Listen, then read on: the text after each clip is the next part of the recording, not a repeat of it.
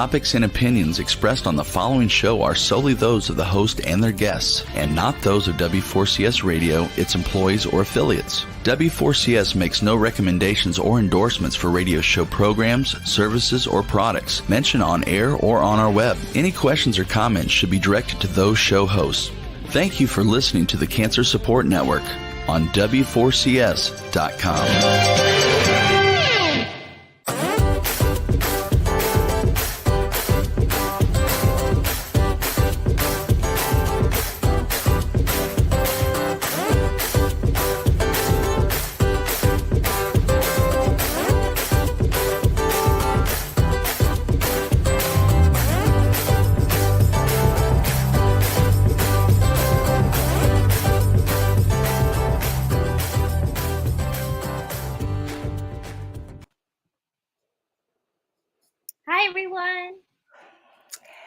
Hello, hello. Hi, Dahria. How are you, my dear? How are you doing? Happy Friday. Same to you, same to you. Honestly, I was just actually thinking about how each week we're coming together and having this focused time. And I had been thinking about this quote, and I kept trying to find it everywhere. And it's crazy how this morning I just found it. So I have to share it with you because I think it talks about exactly what we are trying to speak to people about, is this pre-planning aspect of things. So listen to this. And I found it in this book that I got, I don't know how long ago. Amazing book. It's called Legacy Work, right? And it's talking about a self is made, not given. It is a creative and active process of attaining a life that must be heard, shaped, seen, said aloud into the world, finally enacting and woven into the life of others. Now, is that not like all encompassing of what we're talking about? You know what I mean?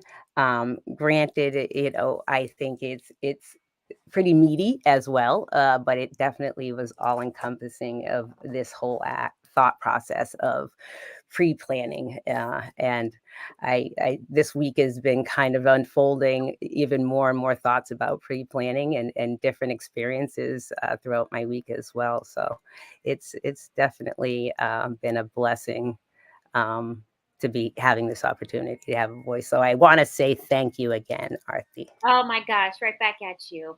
And I know we were talking about, even though our title today is like part 2, we're going to have part 3, 4, 5.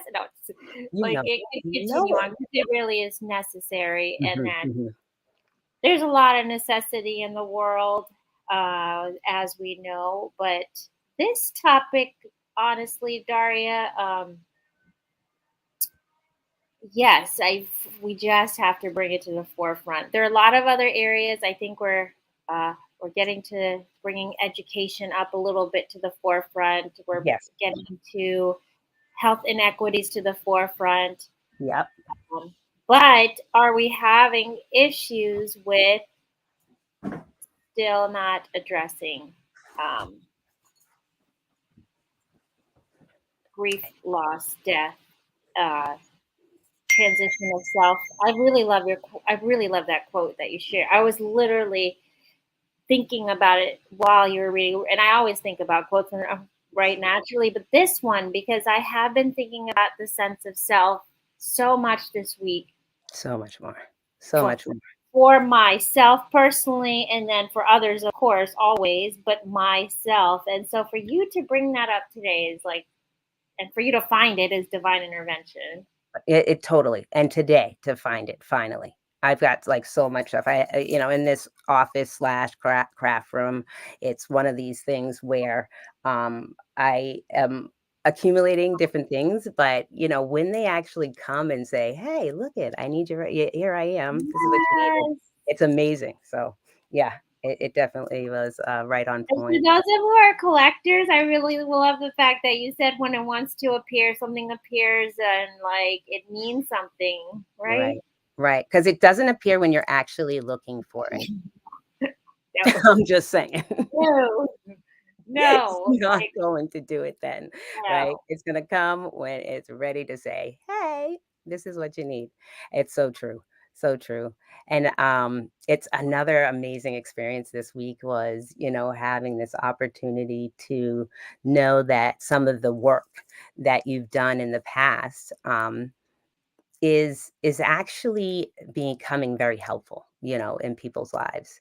And to I was holding to you up to you that packet before stepping stones. Well, way before stepping stones, my dad was doing encouraging us to do workshops in reference to like leaving a legacy and really talking about the stabilization of your estate in its entirety and how to do so and trying to educate our community in reference to what things you really needed to do.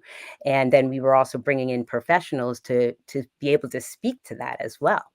And so it was amazing because as I'm moving through the care of people, I'm finding that sitting on a shelf is the packet, and Wow. I'm like, "Oh my god, this is crazy." You know what I mean? That and things were actually lined up. They actually took heed, And so it's been kinda cool, knowing that once people hear about or get an inkling of, this, perspective of looking at life somewhat from a different angle, right? And now accepting the responsibility of, like, putting things in line, it's been, good to know that it's helping, you know what I mean? And I hope this podcast, the little bit it can give in these moments, that it at least the general knowledge, hopefully, that's helpful. Totally. But I Thank you know. so much for bringing all of these points up about uh, when you realize things from your pet, or that they come together. And I think it's really important for us to do that analysis of how like it does all mean something. Right. Right. Um, and I think you and I had this conversation off this week offline, but I Yeah. mentioned it here about so even I remember when I would teach, when I was teaching and you talk about the axis and the rotating the axis for the seasons. Yes. And now I can tell I'm going to bring it up again because as we are approaching a new season, I'm sure you've seen the shift happening for you in the weather. Yes. When the Definitely. rotation of the axis, and we have to literally think about gravity and the pull of the earth and what it means, and back to energy science. Like when we feel that pull and that weight, if Yeah. many of you are feeling heavy, I just want to make you feel better. Everybody I talk to Yeah. is really feeling something. It is Yeah. literally that seasonal change. Yes. Yes. And recognizing that there are the seasons.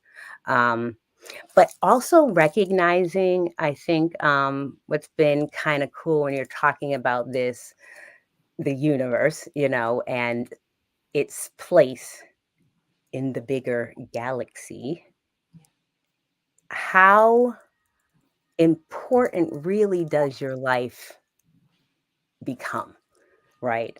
Like to be known as the only place where life can take place, Hmm. right? Everything was in order. All the chemistry came into to pass. Yeah. All right here. There's a why, right? And then there's additionally now life Mhm. and humans and the distinctions between species and the why, and the how, and how important I think the human, when we're talking about the frontal lobe being a little bit higher than the primitive nature, It Mhm. it's our responsibility to find ways to take care of it, whether it be through the environmental aspects of it or additionally how we interact with each other, I think it's really important when we're talking about that interaction with each other, whether it be our belief systems, what we understand. There has to be the common denominator, right? And then we got a little variation, right? But there's the common denominator in reference to human being, and I think that there is a lot to be said when a person can look at themselves, right, in a bigger picture, not being the world revolves around me. You know what I mean? It's really it's much different. I think, and I think we find that out over time as we get older too. You know, but I have to say it's been pretty cool to kind of look at that, and what that came to pass is first grade, right? What are they learning? Right? So I'm like, oh wait, really? Yeah, sometimes it is still what our kids, what they're Our learning doesn't come now learning that stuff with now a little bit higher intellectual mind yes. to be able to say, oh, that's what you meant. You know, Yeah, that is the I best. get it now. Yeah, I that's get been cool. like all the messages that were taught. I really love the fact, and amen to you saying responsibility. Just Yeah. like ownership and responsibility they're so critical, and I think we get fixated on, like, for instance, I'm just talking about environmentally, what place is still a disaster zone, but I will get it in order because I feel a responsibility towards myself, my family, to have that in order. But do I have some things figured out in the grand scheme of things? Like if something happened, so that's where I always rest, Daria. That brings me a little bit. I still have to get the rest of my Big state stuff. of affairs in order. I'm not saying I'm in, but I just want to say it always provides me grounding because I'm like, actually, in the grand scheme of, are my kids and my family happy for a whole, right? Yeah. Do they create? Do I still cook? So when we get so fixated on our day to day, but we always don't plan ahead for that final goodbye, because Yeah. there's never a perfect time, and that's where we're having this continuation. There is never a perfect time. We always put this on the back burner. I'll get to it. My finances aren't straight. Oh, I'm not too far from. I'm way too far for doing this, right? Like we brought up age last week. All the time. I think that is the big thing, is recognizing the age should not be the gauge in reference to when we actually take this spectrum of life across the board, um, really into full consideration. I think it's really one of those things, like I was saying, you don't want to be already sick and or with different ailments, even if it's back pain, right? You definitely don't want to necessarily be starting to talk about things then, even though you will, right? But it usually is triggered by, like we were saying last week, like retirement or something like that. Or maybe you're doing a little downsizing or something like that and making changes, or maybe your kids are, you're seeing kind of the broad scheme of who your children are. And so basically it's trying to figure out, well, all right, if this is what my landscape looks like, you know what I mean? Well, where am I going to put my fences at, right? Where are my fences going to be so that I can protect my property, and how I need to do that. Um, and not necessarily, you know, will it stay the same the whole way through? I think that's what we were talking about, like really staying the same. One thing my dad was bringing to the forefront this morning when we were talking is like, he said, and my dad's a funeral director here in Boston, started Floyd Williams Funeral Home, amazing like footsteps to step into. And I'm saying big footsteps, right? I'm like the things he can do. I'm like, okay, well, I can get somebody to do it, but at the same time, I'm trying, right? And so all in all, so we're talking this morning and I'm like, Dad, what are some of the things you're thinking about? You know what I mean? That you would say you'd want people to know, you know what I mean, in reference to getting their affairs in order on this end of life scheme of things. And so he said, well, Daria, one thing they need to know, it's the irrevocable aspect of things, which we talked about last week, you know what I mean, in reference to how when putting a pre-arrangement contract together, there's that irrevocable contract that you can't make changes later, you know what I mean? Once it's there, and there's no going back, right? Whereas these revocable ones, you could do a little bit of movement, right? And then he says, talking about trusts and where the money actually goes when you provide those funds to a funeral home, right? Goes into a trust or an escrow fund. That is that now the only way to get those funds out is by a funeral director supplying a death certificate. What does that make that trust now become? Something that moves with you as well. So if I'm here in Boston, but say, I'm getting old and I want to go on down to Florida because I don't want to deal with snow, right? I might say to myself, well, what's going to happen with the money that I put with that funeral home? It's not connected to the funeral home. So when you go down to this other place, you know what I mean, and start living, and then maybe you find that you want to settle there at the end of the day, that can actually transition as well. So people understanding that. And then basically the reality of what we find a lot of the times is that people are wanting to handle things, but they're so private. They don't want anybody to know, right? They don't want nobody to know their business and all that stuff, and sometimes you've even given power of control to somebody else, right? But you haven't told them all the power and control really that they have, right? So it's understanding, that the privacy aspect of things can definitely impede things actually happening the way that you planned them to happen at the end of the day, So if your daughter, your son does not know that you've made prearrangements with a funeral home and they can't find the paperwork, right? It's going to be hard to be able to move. What we've also found in that, right, whole same scenario is that, well, maybe she put it in the safety deposit box and that's when you can get it out of there. Well, don't put your life insurance, don't put all those things, right, inside your security box at the bank, because at the end of the day, you can't get that stuff out for 30 days.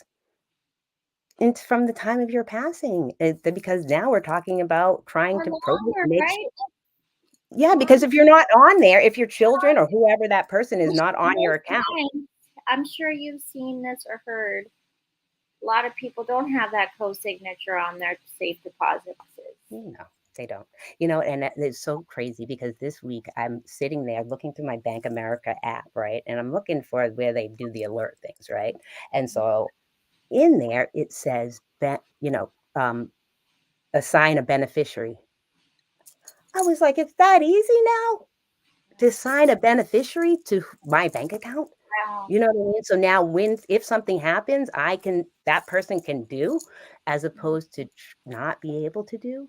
You know what I mean? And that's the beneficiary. This is not the signer on the account, right? There's no person signing away things, right? No, this is the person that if something happens to me, this is who I intend for things to go to. That's amazing that it's on the app and that actually tells you what a high need. I mean, you and I both know, and I know the audience knows that things come out, especially in our American society, out of need or desperation or crisis, right? So this obviously, I'm sorry to be. I mean, not Megan Nelly. I'm just saying we can be very reactive instead of proactive. But regardless, I don't think we're telling anyone they don't know. But at the same time, for you to say that it was on the app tells you that obviously this is a state of crisis, that they're having accounts that are going, don't you think? They just sit, because the thing is, number one, probating. A lot of people don't understand it. right? Mhm. They don't understand what happens when we're talking about probating a estate. Number one, what does the term mean in itself, right? So at the end of the day, we're talking about people now going into this legal system that they don't have much idea of how to do. They don't know if they can do it themselves, right? And if they can do it themselves, will they run into something that they can't do, right? And then additionally, if they were to get legal help, financially, could they do it, right? And then also, there's a reason for the 30-day window, right? So after somebody passes, you can't probate an estate for 30 days from the time of passing. That 30-day window at least gives people enough time to see what's coming through the mail, right? What is the bank accounts looking like? Like if the statement comes to the door and you're there, the opportunity to get to the mail's coming to the door. Additionally, you've already might look through other mail throughout the house. This is how you kind of can start lining up what is there after when we're talking about after the fact. But we're talking about in the pre-arrangements that all this stuff was already put into place. Family members wouldn't find themselves having to find these things after the fact anyway. But also, if we had the conversation prior to, we would not have families running around. And there's got to be a point person. And sometimes I find like there might be a girlfriend, it might be a totally somebody separate from the family or a sister, and knowing there's a children layer, right? But at the same time, there can be battles in all layers because it's like, well, why? Why did she make those decisions? And if you didn't have that conversation, that can be painful in the midst of things. It can. Resentment, confusion. So you just, as you and I've discussed before, the grief just becomes compounded grief, right? Yeah, Like layer upon layer. You're trying. It's just so much to process. for Daria, sure. in your experience, what is the average? Like, I don't know how you want to break it down, but what are you averaging when you look at your families that you have? Sir, how many of them have pre-planned or have things in place for the funeral arrangements or even aftermath that you know about? So I will be honest with you. We're talking about underprivileged populations, seeing that this as even a necessity when we're trying to find the physiological you feel the physiological needs. This area is an area that unfortunately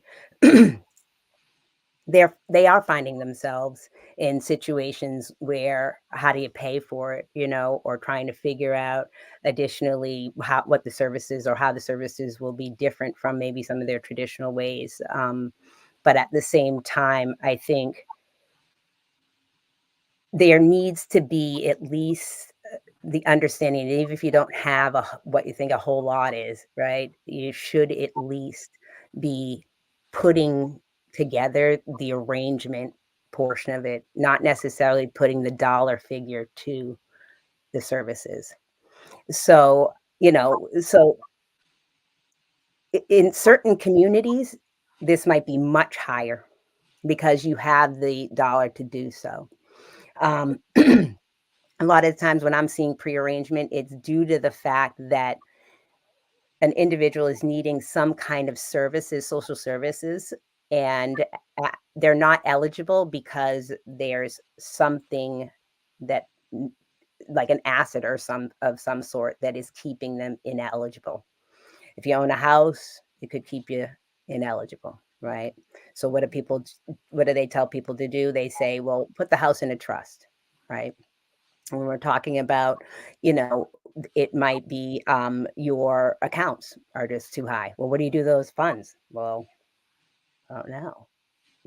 It's very hard to start moving things because also, like Social Security looks back about 5 years and they make their determinations that way in reference to what services that they actually are going to provide. So getting things in order much earlier in the game is definitely advised. But is it the finances aspect of it? If there's nothing, it just get it in writing, at least, and start to maybe try to figure out how to attain the ability to have it paid for, or at least have the conversation with your children, right? If there is now an estate in reference to financially an estate there, those individuals need to start figuring out, well, how can I make this so that as I get older, it does not affect my ability to, you know, have healthcare or continue to get into a nursing home if you're needing to go into a nursing home or receive any kind of assistance like that. So figuring out that per state or where you're located at and how the systems work there in your local area. And then also looking at now the funeral service aspects of things, the cost of those themselves, right? And then also how the funeral home works their pre-arrangement process, and every funeral home can kind of do things a little bit different. Now the money goes all the same place, but how they handle funeral arrangements might be a little bit different, but it also might be different because of the state that you live in. But I know this, right? Most of the people that sit in front of me and there isn't pre-arrangements in play, there is so much overwhelm in the amount of information that we ask. If we're trying to just complete a death certificate, if they knew what your mother's maiden name was, how much would that have helped them? Because they're struggling, try to figure out, well, I don't know the maiden name. And then it's kind of like, oh, why don't I know the maiden name? You know what I mean? And where was she born? I don't know why. I don't know where she was born, but I never met her before. And it brings these realities of, what you had or what you didn't have or what you didn't do or what conversations you didn't have, and that can be difficult too, you know? So really trying to find ways of promoting pre-arrangement in your community is really necessary because that first meeting starts this whole opening of even what your estate looks like, and you start moving and shaking and kind of getting it all in play, and then the funeral aspect is all done as well, and there just seems to be just a sense of peace for that things are in order, you know what I mean? And then I see the same piece that things are in order when we're talking about the loved ones after somebody's passing as well. But it's finding also the funeral home. I was talking the last time that shopping around and or maybe there's a family funeral home that everybody has been using for years, but really figuring that out as well is key. Yes. Definitely. A lot of moving parts, but I feel like you're highlighting that it does take away some of that anxiety slash despair. Right. I mean, and we haven't talked about this, but like, the misperception of funeral directors, right? Like I, of course, meeting you as a female funeral director, right? There are a lot of myths out there. Um, and the fact Definitely. that there's such dark, mysterious people who like, gothic kitsch like or whatever the belief is. And then even my experience, like with I mean, with with the funeral home where my mom's service was. I mean, I lucked out, but I also know that is some part of it. That is the composure that they have in a way to actually hold space is to be that silent kind of presence is what I realize. I think I mean, we're not out for soft and bubbly over. You know what I'm getting at? I Like I know.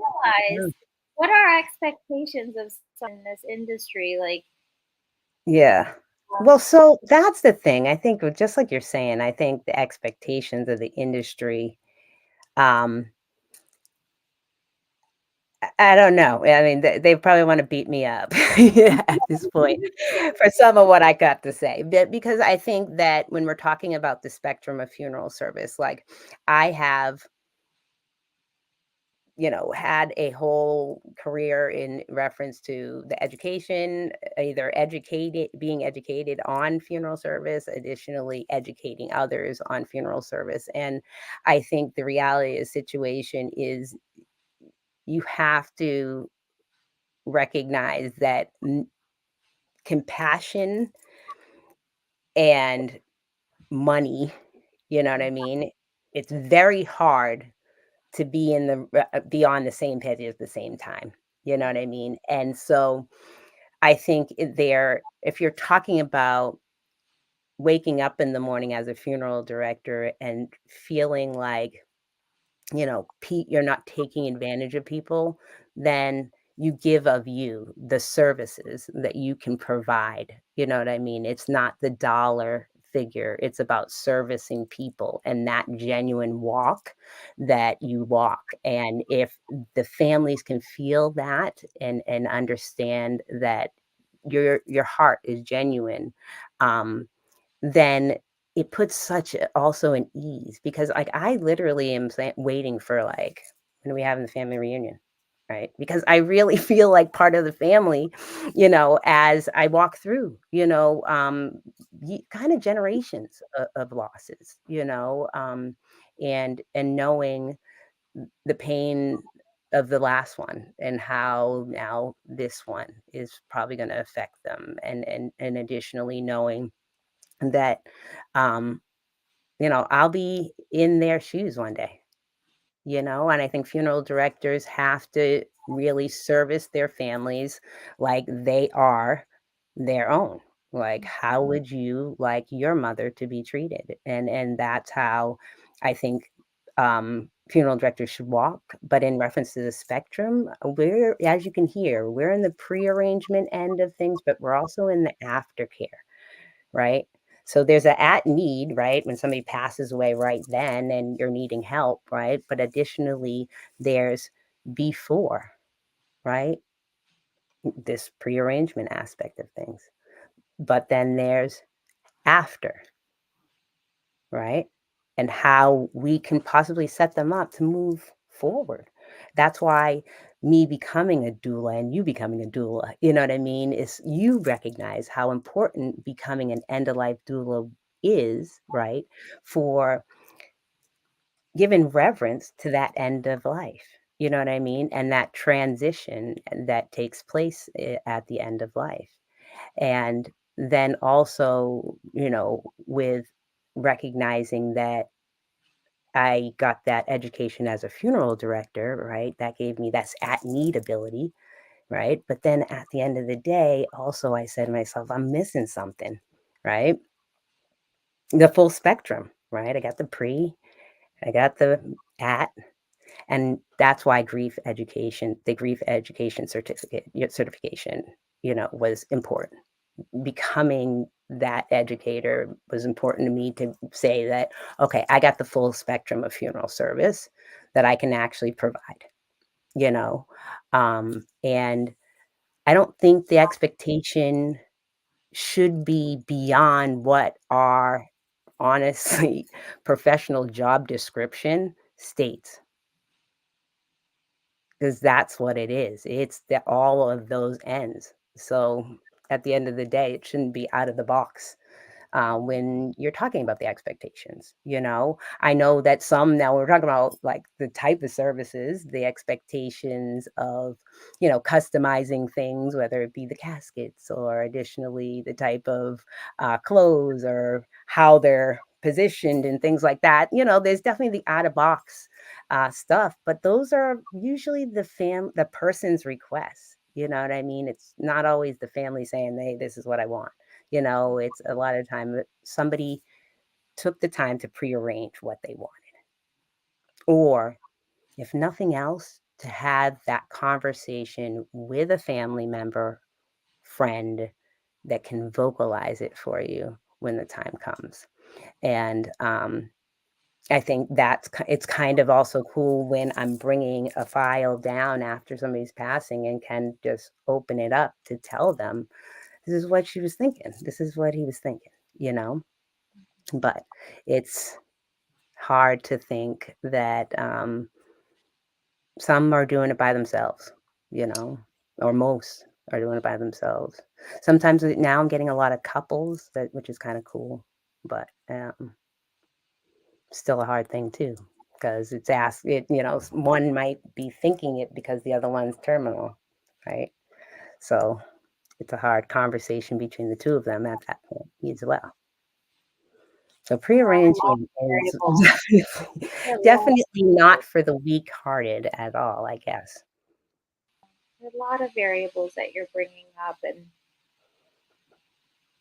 Definitely. yeah, Definitely. I mean, I think about it, and it's like when we get to a crisis, which when if there's terminal illness or something like that, you ending death is when you hustle, right? Or you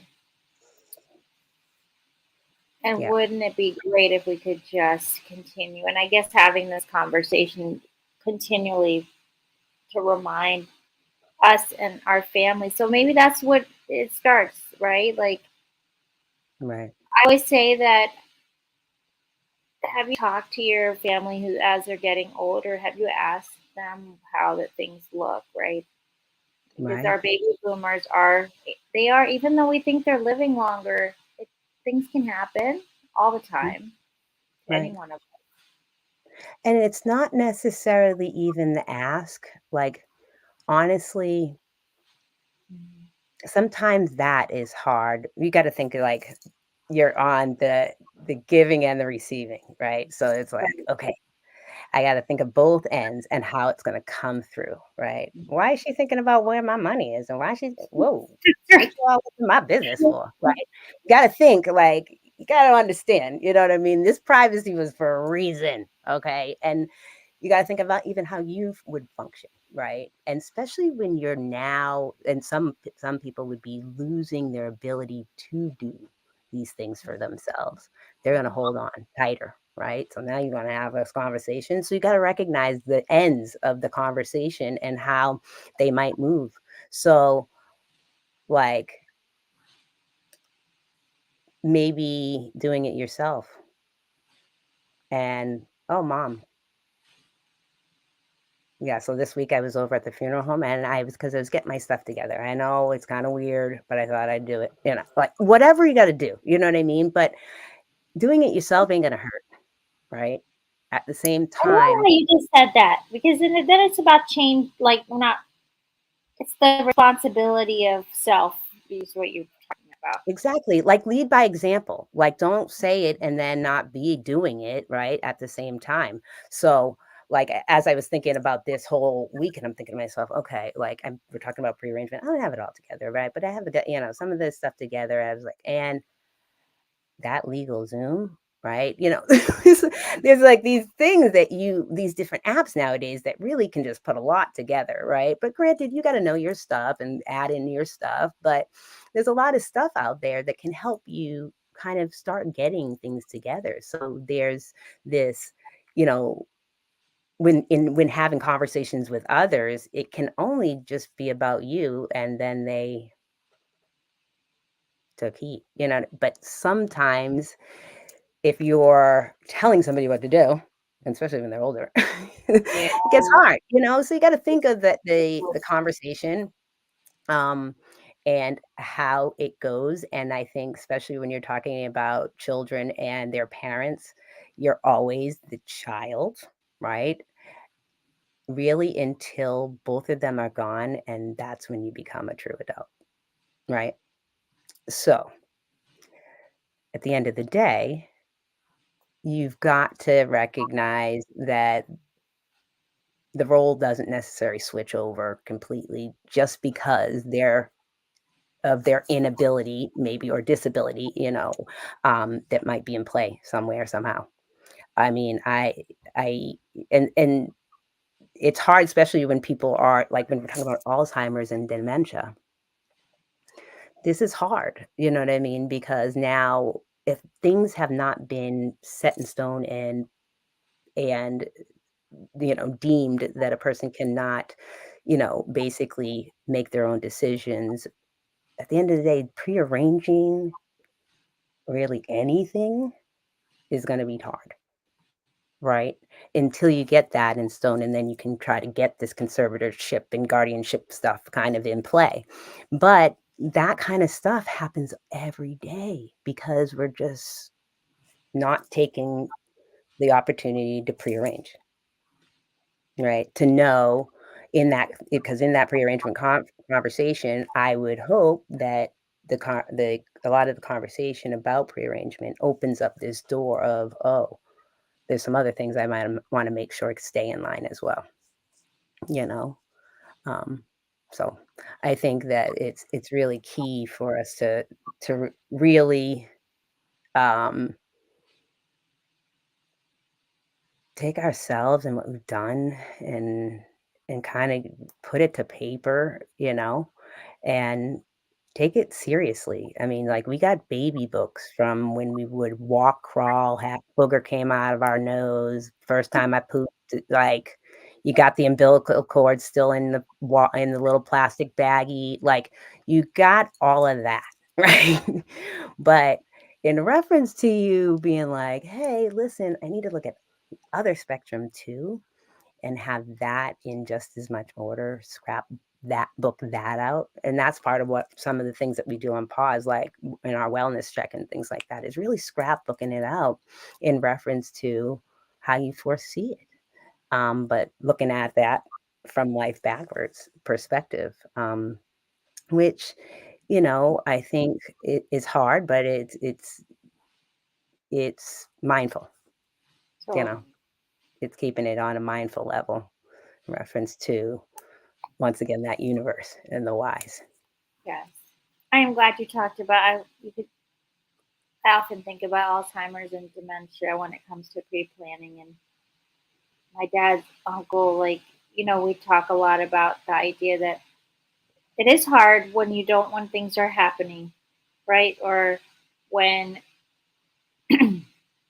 when when things are not in place. For instance, sometimes you do end up having to go to court for getting the uh right, the POA, Yeah, power of exactly. You get the power of attorney in play, but attorney. then do you want it with somebody that you hadn't already kind of discussed things with? Or, you know what I mean? Is this coming into play? So there's power of attorney that you make the decision of who it is, right? But then there could be like conservatorship or guardianship that needs to be in place because you are not able to. Right? Yeah. You can't speak for yourself, and it wasn't already in place for somebody to speak for you. So the POA is definitely that pre-planning, if we can get that in place. But people recognizing the POA doesn't say, hey, you got all reins to everything. You check the box on Yeah. what you want to give them. You know what I mean? So understanding that power of attorney, though, right, and the healthcare proxy at the time of passing, it dies with the person, right? So they have no more legal control at that point. Now it goes back to next of kin. That's kind of crazy, right? Because you're like, I wanted this one, right? But you didn't understand that it at a certain point, that POA is going to dissolve itself, and that's at the time of your passing. So having that, and then having the prearrangement is needed, right? So we have the POA for speaking to how you would be, your finances or your estate or anything would be handled beforehand, right? Paying your bills. But then you'd also have your healthcare proxy that could possibly speak to your medical needs, what you'd like And advanced directives. exact advanced directives as well, having those in place as well. That could all be done prior to. But then if you don't have those things, that's when it kind of gets this court-y kind of sticky scenario in play, which, sometimes could be good, sometimes it's not, depending on sometimes the things like you want to know that um, your conservator and your family and your guardian or your guardian can and your family members can communicate and get along, you know what I mean, as well. because it becomes one of those things where why can she say what happens and I can't, and sometimes that's getting a joint relationship in place, and but knowing that you can do joint, with the lawyer that the court probably puts in play, and additionally you as a family member. So knowing that you can try to do that as well. Some of these are the sticky things, like, and a lot of it you can look online and kind of read up on your own, but also maybe just having a consultation with a lawyer or somebody, even a funeral director in your local area, that might be able to peep you to what is, what they're foreseeing possibly happening with how things are laid out as they are, maybe, you know.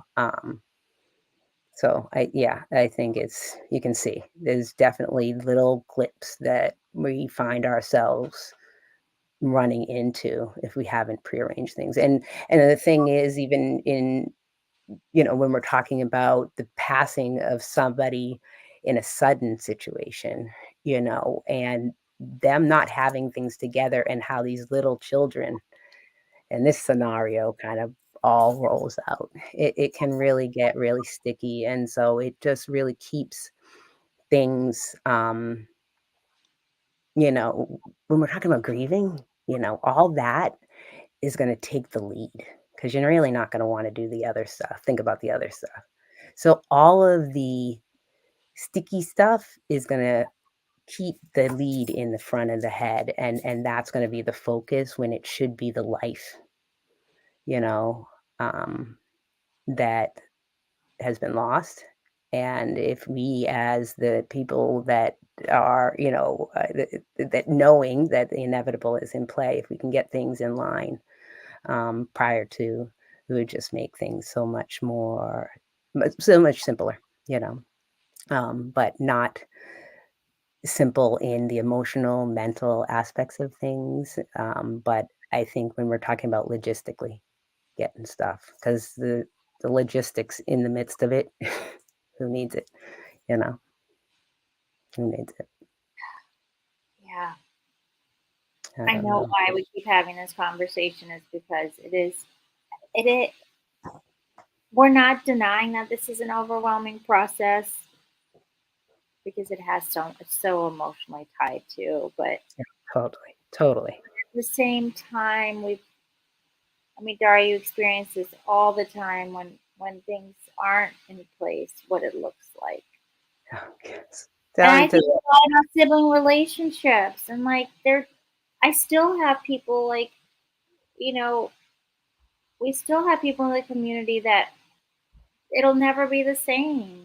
yeah, The you mom can has see it. passed 5 years later, their relationship is still not the same. Their house Right. is still unresolved. They cannot sell it because so, and I'm not telling anything you don't know. We all have stories in our lives like this, whether we have them Mhm. personally or we hear them in our second degree. But Yeah. this exists.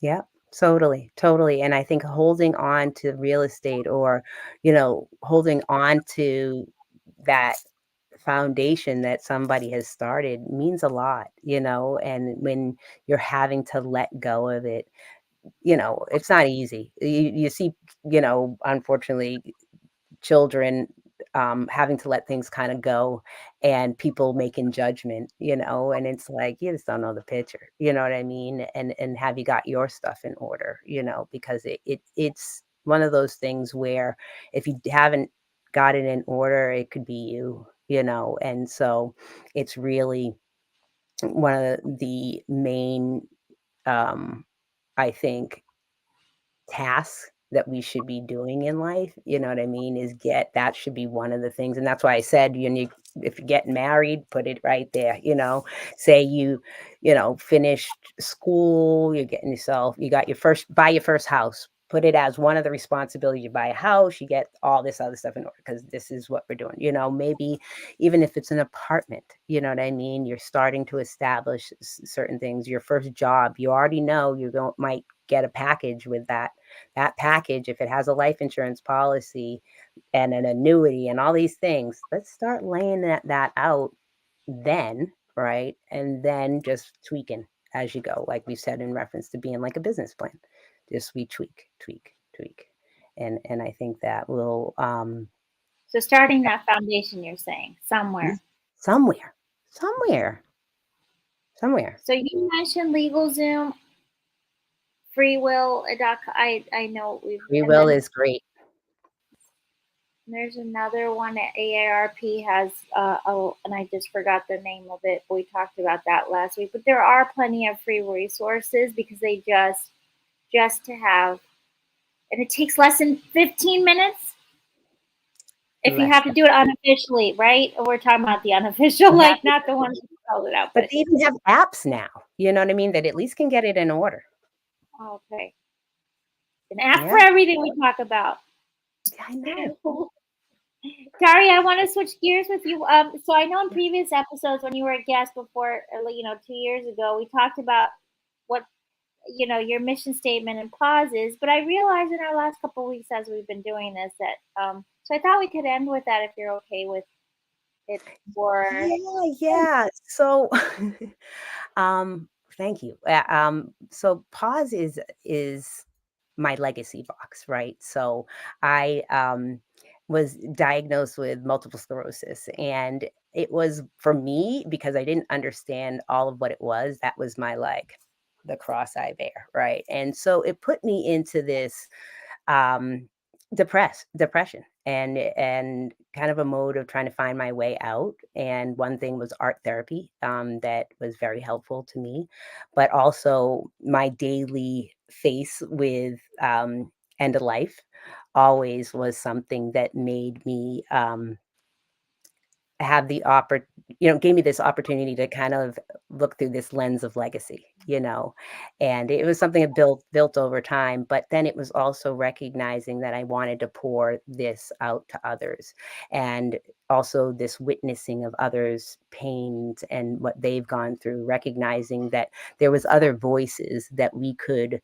also give light to at the end of the day. So it was a mission for me to figure out, well, how do I do this? And this is speaking more to that aftercare aspect of things when you leave my services and I feel like I'm just dangling because there was a relationship there that I felt like it was a friendship that I wanted to continue on as well. And so it became this, well, how do I help them in their grief, in their pain? How do I help them turn the chapters of this, into this next stage of their life under a different light, a different reality? And so pause has been that place where I am trying to now basically find different people, motivators, people that can inspire others in their pain, but then also have a testimony to be able to provide their transparency for people to recognize that they're not alone, but also for us to be able to witness each other's pain. And so that's really the true mission behind pause, is really giving light to the things that have helped others through, whether it's breath work, whether it's Reiki, yoga, and maybe it's reading a scripture, or maybe additionally it is a full workshop that you might be able to move people through and create that shift and create this lens of legacy in others. And so that's the true mission. And so I'm building the team and we're moving things along. The one thing that really makes it a little bit of a longer startup process is our learning management system. We're trying to, as people are gravitating in, we're trying to get the content build to start filling the platform there, and then opening up it as a marketplace for others to join. So I'm excited, and I'm excited to do it with you as well, because I know me and you on this strategic alliance. So. Totally. I can't believe we're out of time, but we're out of time for I know. Stay tuned. Stay tuned. We'll talk about this further as always. Everyone have a wonderful week. Thank you so much, Dahria. Talk to you. Thank you, Arti. See ya. We'll talk this week, as you know. Blessings. All right, everybody.